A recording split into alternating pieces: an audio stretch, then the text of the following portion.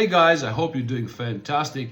Anyway, დღეს გვექნება საუბარი იმ 4 ძირითადი საკვანძო სიტყვის, აზე ჩვენ საუბარი წინა გაკვეთილების განმავლობაში გქონდა, თუ როგორ არის შესაძლებელი მათი მომავლის კონტექსტში გამოყენება. აქამდე წარსულზე გქონდა საუბარი. When, before, after the while. ერთი რაღაცა უნდა დავიმახსოვროთ, რომ ამ 4 სიტყვასთან, როდესაც მომავალში ვაწარმოებთ, არ გვჭირდება მომავლის დამხმარეზმნა will. არ იქნება სწორედ when I will, before I will, after I will და while I will. ესეთი რაღაცა არ არის, თუმცა წინადადების მეორე ნაწილში, მეორე ფრაზაში ხშირად შეიძლება დაგვჭირდეს will-ის გამოყენება. მოდით განვიხილოთ რამოდენიმე მაგალითი. როცა მომავალზე საუბარი დაგირეკავ. When I come, I will call you. When I come, I'll call you.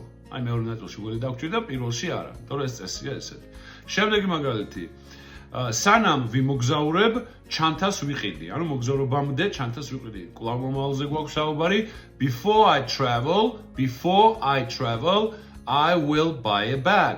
Before I travel, I'll buy a bag. ანუ before-თანაც არ დაგვჭირდა will-ი, თუმცა წინადადების მეორე ნაწილში I will buy a bag აუცილებლად დაგვჭირდა. შემდეგი მაგალითი. საუზმის გაკეთების შემდეგ დავისვენებ. After I make breakfast, I will rest. After I make breakfast, I will rest. ანუ after-თან არ ჩავსვით will-ი, after I make breakfast, I will rest. ამ შემთხვევაში უკვე დაგვჭირდა და ბოლო სანამ ესე ვთქვათ ვირბენ, მუსიკას მოვუსმენ.